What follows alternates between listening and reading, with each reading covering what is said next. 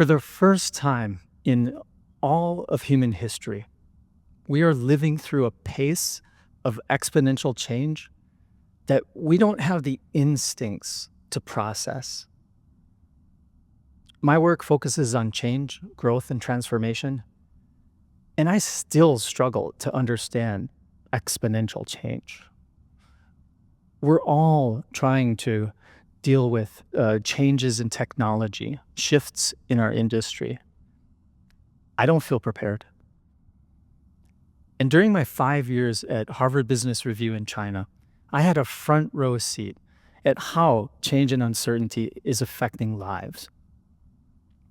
I met with a young graduate, stressed, couldn't find a job. I met with a senior leader in his 30s, had a family, mortgage, feared being replaced by young graduates willing to work for less. And I met with a business owner who started his company during China's boom years, now facing intense competition, trying to transform, not just to grow, but to stay alive. And after hundreds of these conversations, some people stood out. It's not that they were facing any different challenges than we're all facing, but they were seeing different results. And I started to ask one question is why are some people handling change and uncertainty differently? Once I saw the pattern, I couldn't unsee it. They're taking action to move toward opportunity in the middle of uncertainty. And encouragingly for all of us, importantly, this is not a special talent. It's not like it's a superpower or they're visionaries or big risk takers. It's something much simpler. They're taking action when they don't have answers, almost to get answers, acting to know. They're moving towards what matters most. They're orienting and exploring, navigating uncertainty. Navigate. This word kept coming up, and we use it all the time. But what if it's not just a verb? What if it's a mindset, a navigator mindset? What's surprising is that this pattern shows up in surprising and interesting places, unexpected places, like AI. Years ago, in the very early days of modern AI, researchers made a breakthrough. They realized that they didn't have to plan upfront how a model should learn a new task. All they had to do was have the model try different actions, see the results, and just keep using whatever worked best. Every act, no matter whether it was a mistake or not, helped the model to find whether there was a better way. That's acting to know. And mistakes were teaching the model better than any upfront planning could.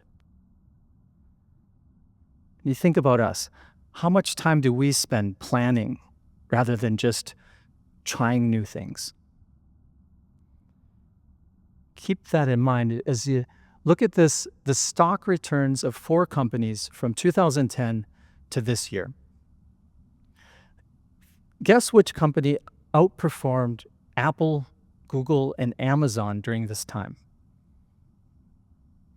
Now, you might be thinking of a tech company, maybe one that starts with the letter N.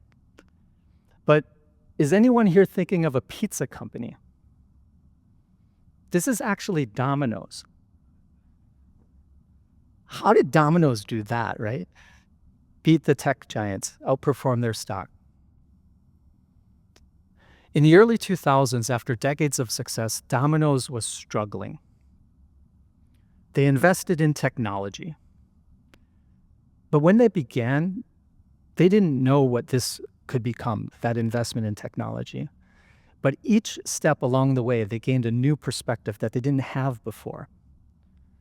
So it started off with lowering costs. They were automating online ordering. They were reducing errors in how they make pizzas and deliveries.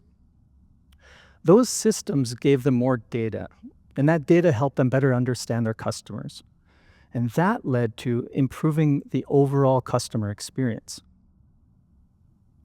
Now, what kind of companies deliver amazing online customer experience? Platforms like Amazon and Google. So we can say Domino's is a pizza company that made some good investments in technology, but really, we should be saying that Domino's is a technology company that just happens to make good pizza. And so when we're taking action, we're seeing and gaining new perspectives, and that's leading to new opportunities. And the more you do this, the more you see that opportunities are everywhere. They are everywhere. But we need something to guide us, right? We're not AI models in training and we can just go take random paths. We have limits to our energy, to our money, time. So, how are people using a navigator mindset, orienting and exploring differently? First, they're choosing a direction before they know the path, and then they're stretching themselves. They're seeing a future version of themselves that they don't yet know how to become. And that creates this natural tension that pulls them towards where they want to be. Now, that may sound a little bit like, okay, it sounds like you're saying get out of your comfort zone. And that's not it. And let me show you, actually, let Angela, she's our dog, let her show you. She's here in the sunlight. This is her happy place. She's in her comfort zone. And this picture says it all. When you say, get out of your comfort zone to somebody, it doesn't resonate.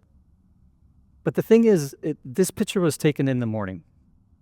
By the afternoon, the sunlight has moved to the other side of the room. Angela's not here. She's moved with it over to where her comfort zone now is. Comfort zones are dynamic. They shift. Unlike Angela, we don't know when our comfort zone is shifted. We don't know where it's gone. But if you're hitting roadblocks or you're feeling stressed, that's a sign that your comfort zone has moved and we need to get into it. And tension is the signal. Exploring is how we respond to that signal. And I saw the power of this when I was with IBM.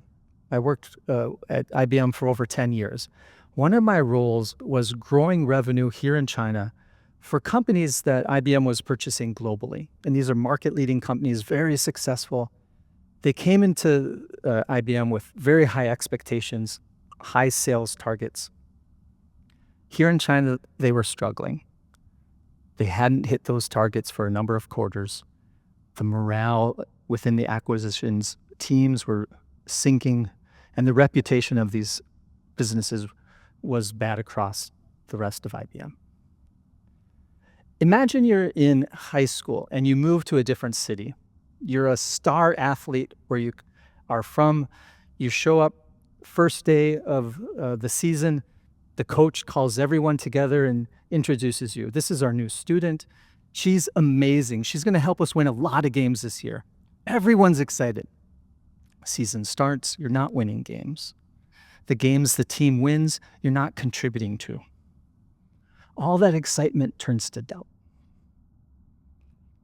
And if you've been in this kind of situation before, people will say, the target is too high. Coach, you're asking us to win too many games. How often, when we face difficulty or doubt, do we blame the goal and not the tension?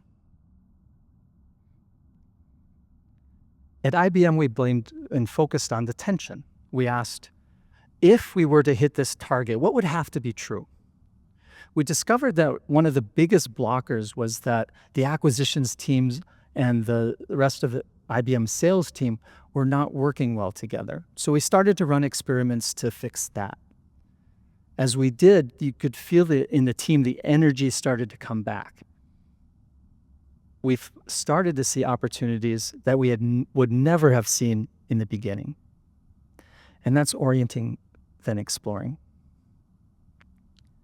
I started by saying that I don't feel prepared for exponential change. We're not wired for it. But why do we think trying to be prepared is even the goal in a world that is only speeding up, constantly shifting? Why do we think that we should know what to do and then act? With the navigator mindset, we don't have to be prepared. We can act to know, to discover.